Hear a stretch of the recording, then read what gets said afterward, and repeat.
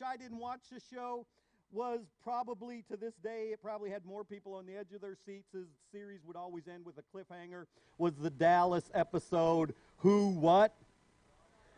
I knew you knew it. I knew you did. I just didn't even have to finish that. Who shot JR? That started something where every series now, when they end their season, they have some kind of a cliffhanger to leave us hanging, so to speak. And here's why. They know that one of the greatest hooks, well, just before I even get there, how many notice that if you're watching it on TV, of course this don't happen at the theaters because there's no commercials, but they will build up to a certain height of anticipation, and that's when it cuts to a commercial. See, they know they got to have a commercial in there, so they try to build it up because they don't want you to leave during the commercial. They want you to hang around, so they will build up. You say, oh, man, now I got to wait for the commercials, you know. People need to know the end. How is it going to wrap up? How is it going to finish? Our curiosity kills us. And really, it doesn't matter if it's good or bad. We just want to know how the story ends. This curiosity even goes into our fascination with famous people, whether they're actors, musicians, sports stars, politicians.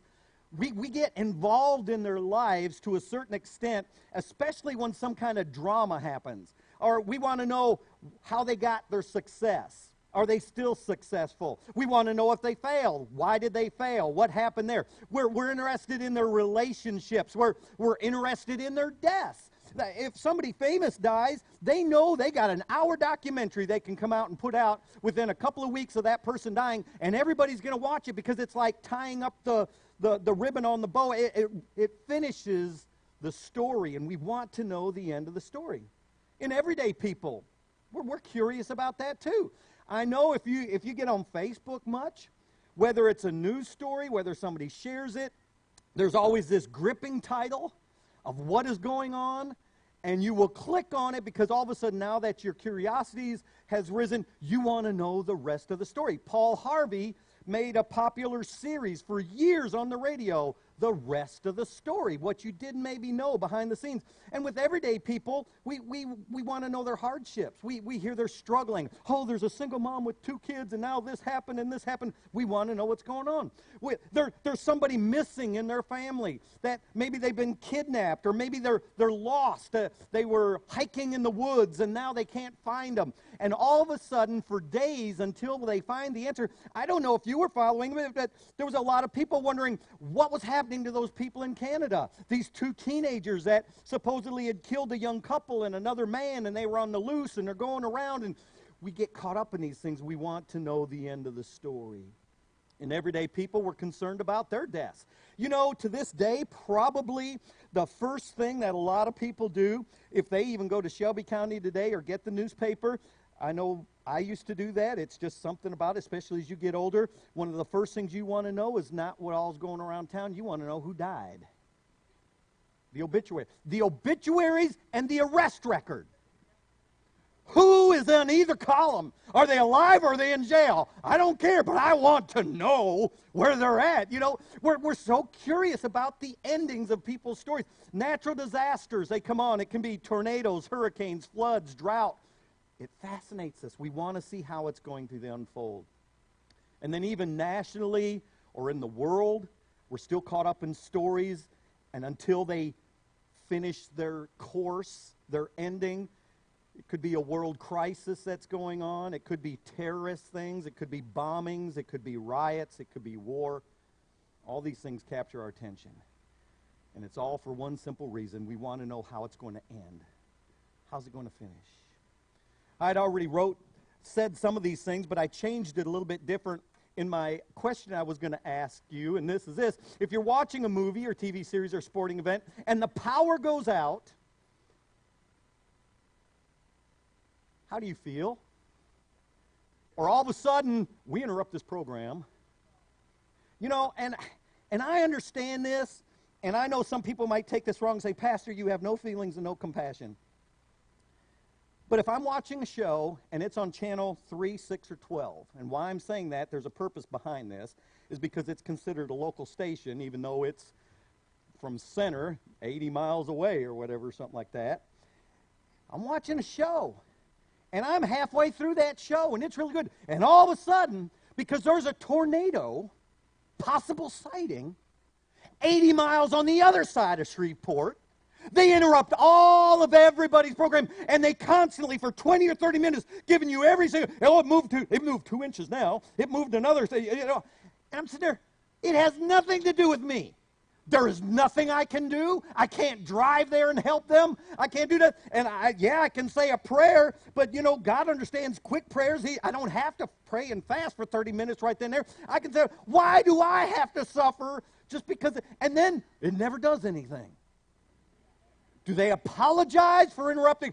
Oh, yeah, they might occasionally say, you know, we're sorry or something like this, but it's aggravating because now all of a sudden we can't see the end of our show. If you miss the beginning of something, it's not that big of a deal. You get home and it's already started, been on 15 or 20 minutes. You say, but it's a 2-hour movie. No big deal, especially now because we got DVRs. But even back in the day before you could record something, you'd say, well, that's okay. The ending's what's important. I can live with missing the beginning, but the ending, that's a totally different story. If you ever read books, not many people read books anymore, but if you read books even just a little bit, when you start into that novel or that story or that a particular chapter, you know, you'll start to read, you know. But as you start getting to an interesting point or you're getting close to the ending, sometimes one of two things will happen. Instead of stopping when you normally do, I need to go to bed or I need to do something, you'll keep reading just a little bit more to find out a little bit more. Or maybe sometimes you might even take a sneak peek at the back of the book to try to see what's going on. Why? We want to know how it ends. You see, emotionally and psychologically, we need endings. We need everything to have closure. When you hear a report that someone's loved one is missing, I watch some of these crime shows, and it might be 15 or 20 years, and they still don't have answers. And they'll all say, we just need to know something. We need to be able to close this chapter. We need to understand that it's over. And the reporters interview them, and the reply's all the same. And whether it's good or bad, they know chances are it's going to be bad after that time, but they still want to know what it is. So then that story at least has an end, and we can move on from there. Because the truth is there's just as many unhappy endings in life as there are happy ones. So that's my introduction tonight. A long introduction, but that's my introduction. All about how does this thing end? There's going to be times in your Christian walk that you're going to find yourself at an altar, at a time of prayer, and your heart's desire, the biggest cry is, Lord, how's this going to end? How's this going to wrap up? I don't see any hope. I don't see no positive. I just don't. I need to know how it's going to end. And as we're going to find out as we get into Daniel here in a little bit, that sometimes he don't always do that. He knows the details, but he doesn't always give us the details. And he never, hardly ever tells us how it's going to end. Of course, in our heart, it's like this song. We want a happy ending or a beautiful ending. Watch this. It's by Barlow Girl. Probably the first time I've ever played a Barlow Girl video.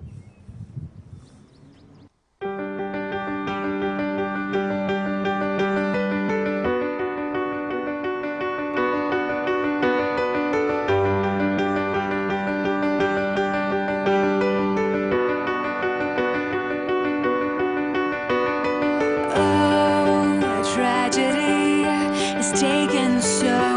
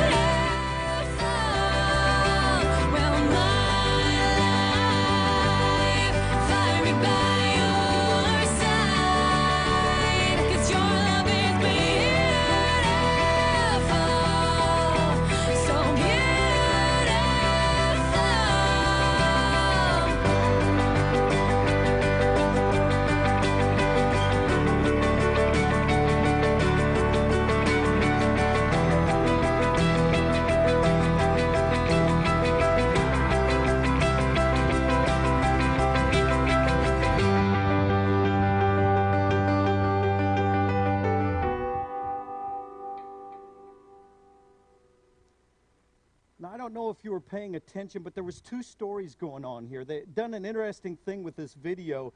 The song is talking really about one relationship while the video is showing another one. And so I'm not sure which one you were paying attention to, but they both have significance. The video itself, you see that there's a young couple, and they've went out into the woods, and they're having a picnic, and they have their son with them. And while they're there, the son spots some wildlife, look like a fox or something, running through the woods. And so while they're sleeping, he gets up and he runs off, and he gets lost.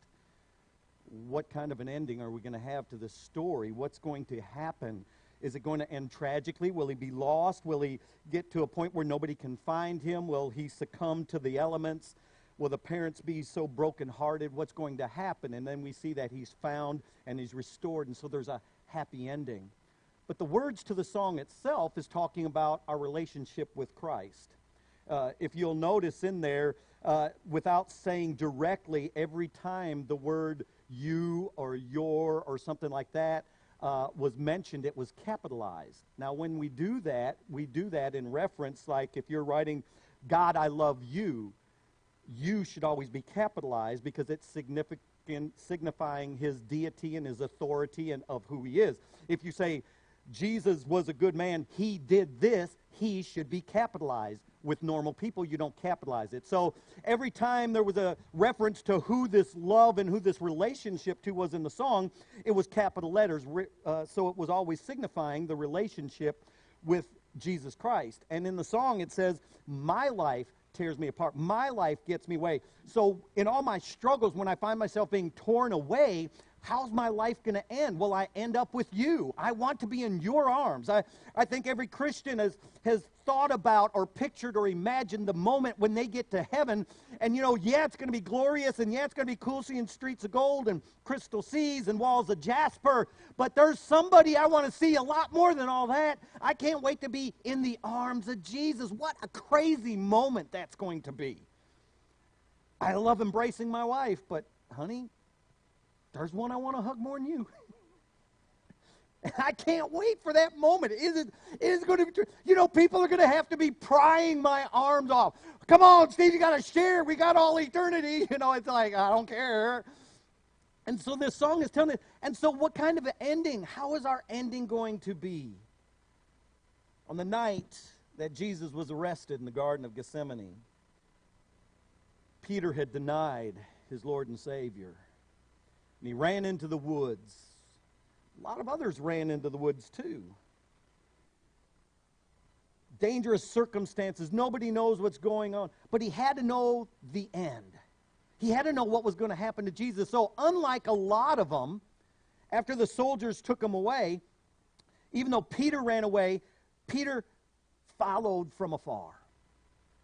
He wanted to know what was going to happen. How was this story going to end? His life for the last 3 years had been devoted to this man and with this purpose of building a kingdom and establishing it. And so now he's confused. How's this going to end? And so he's following and watching Jesus, and it's during the time of watching Jesus that they actually make eye contact. And Peter had denied his Lord and Savior.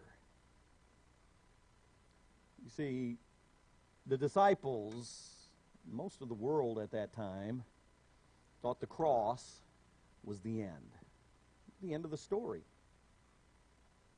But it was really just the beginning. I mean, we have the privilege of hindsight and to look back, and we know it was the beginning of the most beautiful story. But in their eyes at that moment, confusion and heartache and pain, fear, doubt, questions. And the most obvious answer is, it's finished. Matter of fact, as I was studying this and I come across those words in the gospel once again, when they were standing there and they heard him utter those words, it probably did seem like the end. But yet Jesus, though his physical earthly ministry was over, he continues to minister through the power of the Holy Spirit given to each and every one of us to this day. So here's Peter. He thought it was the end because he denied Jesus. We were watching a show, I think it was Criminal Minds. I think it was one of those shows. And this girl, her daddy had died. And she was so distraught because her daddy and her had a fight that morning when he dropped her off for school, and her last words to him was, "I wish you weren't in my life." And he died that day, and it was tearing her up. And you could feel the emotion, and you could understand how hard this would be, because even though her mom tried to console her, the grandma tried to console her, all these things were trying to come in and try to help lift up her spirit, she couldn't get over the fact is, but I can't say it. I can't change it. It is there. It is out there. And that's the last words he ever heard me say. That's what Peter was thinking. That's what Peter was going through. But yet, Jesus forgave him. And Peter became one of the greatest apostles there ever was. How mightily he was used for God. Judas thought it was the end of his hopes. That this Jesus, this Messiah, would conquer Israel's enemies and establish his kingdom on earth. And because he thought it was the end, he too could have been forgiven. He could have had restoration. But he believed the lies of the devil. Just as when you fall, when you mess up, when you think, man, I have done it big time, there's no going back, nobody's going to understand. The devil comes in and tries to lie to you and say, yeah, you might as well just give up, just quit going to church, quit praying, quit following Jesus, and maybe even push you to the point nobody cares for you, nobody loves you, they're going to hate you, they might even kill you. You might as well just take your own life. Judas believed that story, so he ended his life. Because that's how he thought the story was going to end. Pilate thought it was the end of another rebel against Rome's rule. He thought their followers would scatter and go back to their homes, but it didn't end that way either. It didn't end the way the disciples thought. It didn't end the way Peter thought. It didn't end the way Judas thought. It didn't end the way Pilate thought. It didn't end the way the religious leaders thought it would. They thought it was the end of this one that was uprising and trying to tear apart their kingdom that they were establishing, their kingdom of hypocrisy. Yet the words that he spoke that were so abusive in their minds today live on, and they restore and they rebuke and they heal and they deliver. Didn't end the way the religious leaders thought. The soldiers thought that they were stopping him forever as they were nailing the spikes, whipping him, plucking out his beard, putting on the crown of thorns, thrusting the spear in his side. Yet the only thing they ended up permanently nailing to the tree was not Jesus, but our sins and our transgressions. The soldiers, it didn't end the way the soldiers thought it would. And everyone in the town thought it was the end for one reason or another. But we today know the cross wasn't the end, it was the beginning. But yet salvation in itself is not the end. So many times we get people and they come to an altar and they get saved and they get right with God, and they figure that's the end of that part of their story, and they try to go back and live life the way they always have, and it doesn't work out that way. You can't do that. Salvation is not the end. Glory is the end. Heaven is the end. Entering heaven is the end. And between salvation and the gates of glory, let me tell you, if you ain't been told yet, there is a world of trouble. There's a world of drama. There's an avalanche waiting to come plowing down on you. There are waves of misery that are trying to land at the door of your house between salvation and heaven. How many have experienced some of that stuff? You know well that pastor is telling you the truth, that there's a big jump in there. So how do we know, how do we get to the very ending of this thing? You see, there is life to live after salvation, and it will include rough times, and it takes perseverance. Perseverance pays off. There's been times in your life, I know without a doubt, that because you hung in there, you didn't give up, you didn't quit, you finally accomplished the goal that you were trying to do all your life. It may have took months, it may have took years, and you may have stopped for a while, but you would always start back up, and eventually you accomplished it, and you were really proud of yourself for doing that because you hung in there. The only way to get to the goal is to hang in there. Anything worth getting and receiving is going to take some struggle, it's going to take some strength, it's going to take some wisdom, and it's going to take some patience. The old saying is, good things come to those who wait. But the problem is when we think of that, we think we just have to sit and wait. It don't work quite that way. Talking about beautiful endings, I ended that video and I put on that last part of it as it closed off, and they lived happily ever after. How many have read fairy tales to their children? How many watch the Disney movies? One of the sweetest things about that is they always have these good endings. And they lived happily ever. That is so great. I want everybody to live happily ever after. But sometimes life doesn't allow us to do that. Life happens. And it hits us, and it hits us hard. And so tonight, as we're talking about endings, we're talking about outcomes. And when you say that saying, and they lived happily ever after, I actually looked it up to say, what is the world's definition of this phrase, since it's repeated so often? And it says, ever after is a phrase that means from this on. In other words, from this point on, things were different. You see, most of the time in that fairy tale, before we get to the ending says, and they lived happily ever after, even those cartoon people had problems. They had issues. They had enemies. They had struggle. Maybe they even broke apart. Maybe there were forces at work trying not to allow them to come together. Maybe there was tragedy in there. But by the end of the movie, they had worked through all these things, and because they had persevered and they hung on, they got to the point, and finally they were able to get married, or they were able to restore some things, or things came back to them, and then they lived happily ever after. It's from that point on. You see, there's going to be some things in your life that are going to work out the same way. You have to fight and push through, and then once you get to that spot, that finish line, that ending, then we'll live happily ever after. To be real honest, it ain't going to totally come true till you walk across that threshold of the gates of heaven. That's when we will truly live happily ever after. There's times of peace. There's times of great celebration. There are times of great joy. And the Spirit, it says where the Spirit of the Lord is, that there's freedom. And so in that freedom, we experience all these emotions. But it's so hard in this world to stay in that spot. Because we got an enemy that's trying to push us out and not allow us to stay there. He is not satisfied when you're in those moments of total bliss with your Lord and Savior. It went on to say that it often appears as a conventional ending for fairy tales associated with lasting love. It especially on the women's side. You know, if the guy gets the girl or girl gets the guy, whichever way you're looking at it. It's like, oh, that's why the Disney thing was perfect for this when I tried to find a slide that fit this. I was afraid Facebook might not allow me to post a Disney picture, but they didn't ban it or anything like that. I've never been thrown in Facebook jail, but sometimes I do push limits. I don't know. I hope that's the only jail I ever have to go to. But it's that ending when they go off into the sunset, whether they're galloping on some horses, or whether it's Shrek and, what's her name?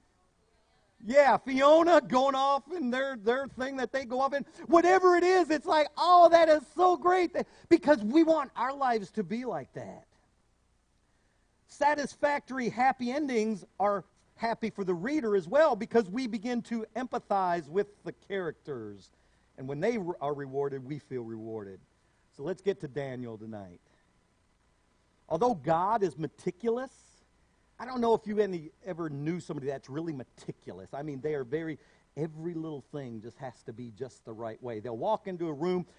My grandmother, it was something that she liked things organized, and she had all these knickknacks. She was from Sweden, born and raised in Sweden, and so was my grandfather, and they met in the United States and got married over here. And then while they were here, when they got married, then they had my mother, and she was the first person in my family born in the United States. So I'm only a second-generation American. But anyway, she had lots of Swedish knickknacks and artifacts. And she had these 3 or 4 Swedish horses. They were all painted all these colors, and the one was tall and then a little bit small, and they got down to a little one.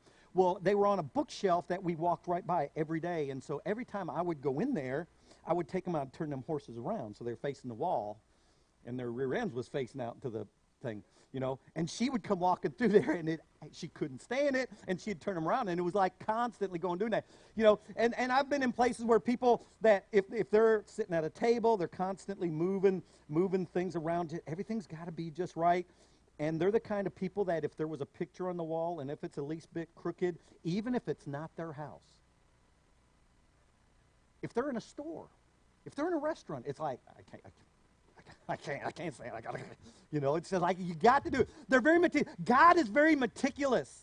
And God is all about the details. Sometimes because we don't see him, we think, God, do you even care? And yet he has dotted every I, crossed every T, and everything is exactly in place. That's why Romans 8 can say all things work together for good, because God is meticulous about the details. But although God is meticulous and detail-orientated, he seldom gives us the details. You can pray and pray and pray, but very, very seldom. Occasionally he might relinquish and do something that he normally does, but most of the time, no matter how hard you pray and you want to know how tomorrow's going to turn out, you just have to experience it. You just got to live it. You're not going to know what's going to happen next week, and it aggravates us. It gets on our nerves. It causes us stress and anxiety because we're worried about this, we're worried about that. If God just told us what he was going to do tomorrow or next week, half or probably 3/4 of your stress and anxiety and issues would be gone. In the morning, you wouldn't have to worry as your kid gets on the bus or you take them off to school, what's going to happen to them that day? Because God would say, okay, this is what's going to happen. We'd be okay with everything, but God doesn't do that. And so in Daniel chapter 12, we actually touched on this the last Wednesday night we were here, but I want to pick back up here, and we're going to read some verses out of Daniel chapter 12. I've got them up on the screen. The first one is verse 5, and in this story, in the beginning of the chapter, God is relaying his vision to Daniel of some future events that are going to happen. And so I'm going to pick it up after he had seen some of these things in this vision that sort of pick it up there, and we're going to read verses 5, 7, and then 8 and 9, and then 13. But we'll have them on the screen. Here's what it says in verse 5. It says, "Then I, Daniel, looked and saw two others standing on opposite banks of the river. One of them asked the man dressed in linen, who was now standing above the river, 'How long will it be until these shocking events are over?'"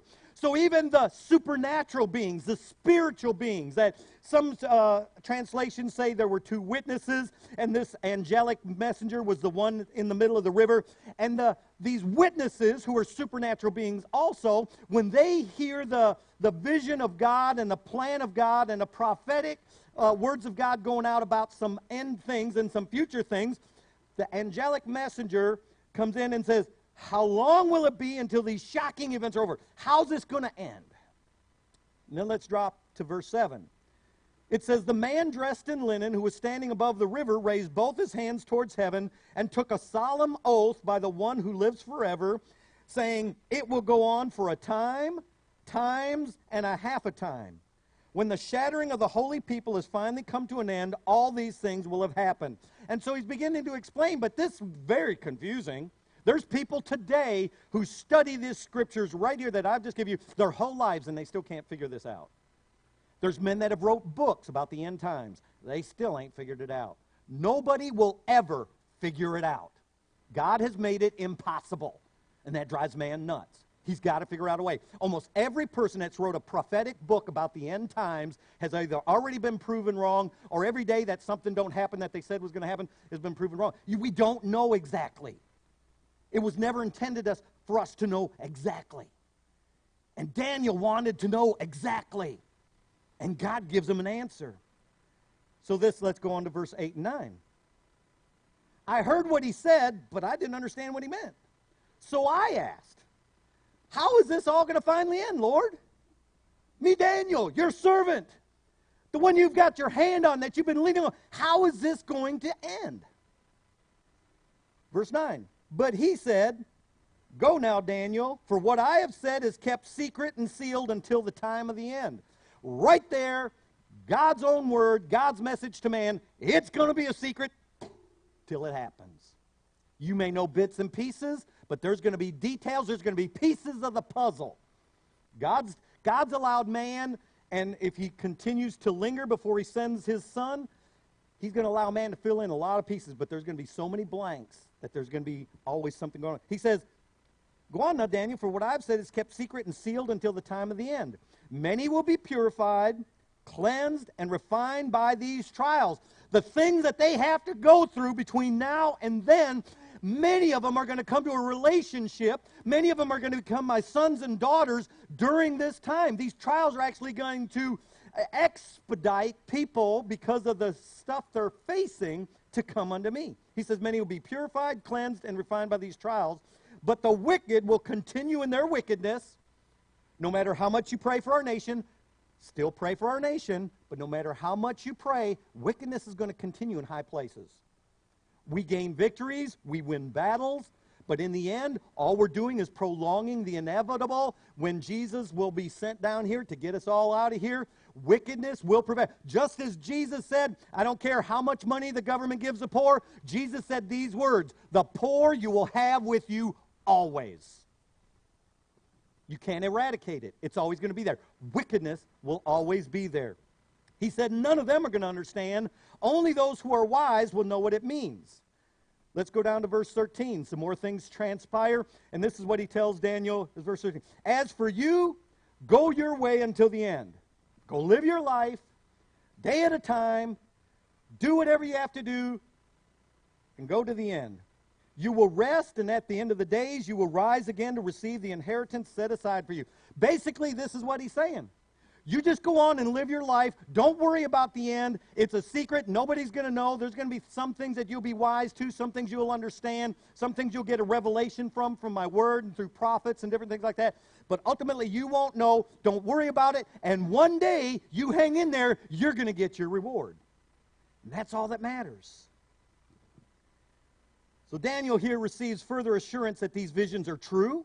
They're going to come to pass. He sees the two witnesses on the opposite banks of the river. In between the two is the angelic messenger, the man clothed in linen who's above the river. He swears by Yahweh's name that the fulfillment will take place for a time, times, and a half a time.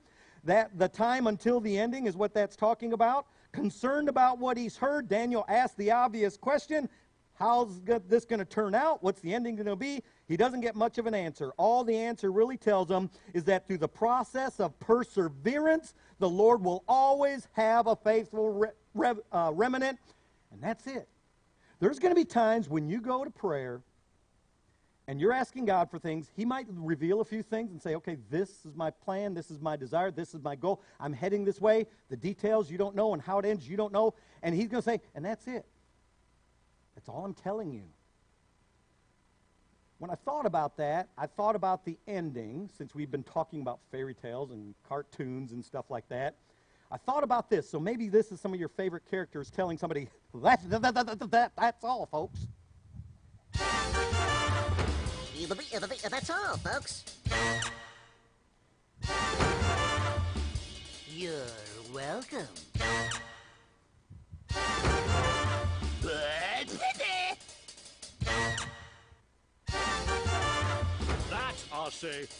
I say. What do I say, Carol? That's all right. Oh, I'm sorry, up you. No, not at all, up you. Insist up you. Oh, no, up you. Up you, up you, up you, up you, up you, up you, up you, up you, up you, up you. That's all, folks.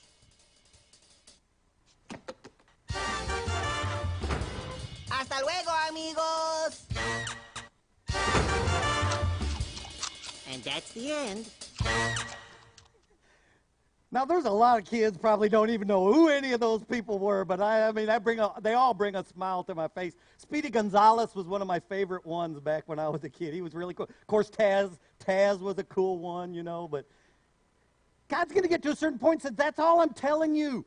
If I tell you anymore, you don't need faith. You don't need to trust in me. You don't need to depend on me. I've given you enough. Now, if you'll just hang in there, persevere, and trust me, you will get your reward. The ending is your reward. That's how it's going to end.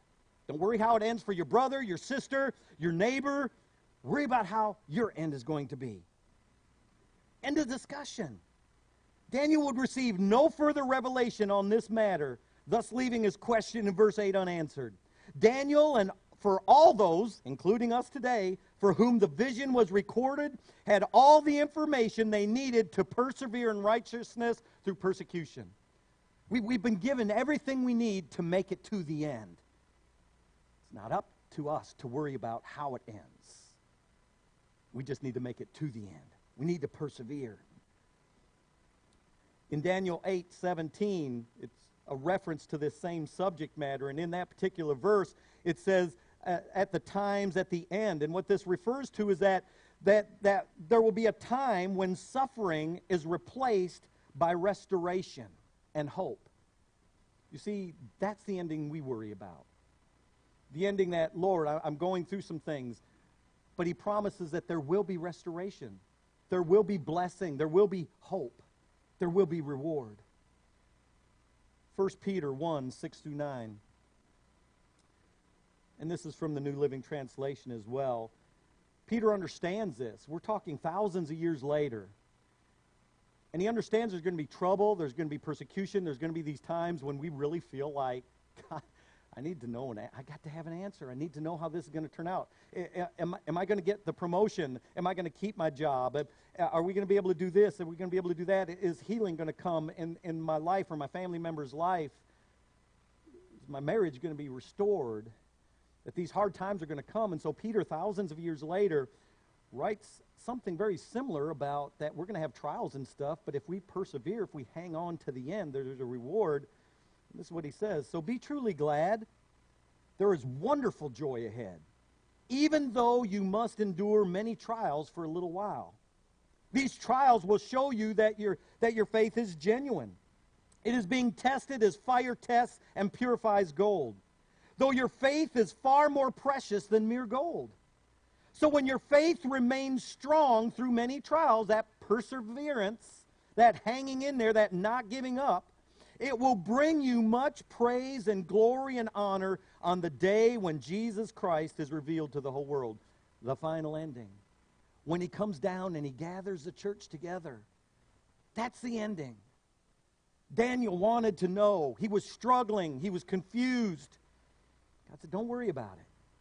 The ending is in my hands. Daniel, I've showed you through your whole life that I'm sovereign. That I not only take care of you, your friends, Shadrach, Meshach, and Abednego, that I can keep you alive, I can keep them in the middle of the furnace, I can keep you in the lion's den, I can keep you when you change your diet and refuse to follow the king's orders and you stand in disagreement with them. I can keep you through all these things. I can give you the answers you need when a king says you will die if you don't interpret this dream.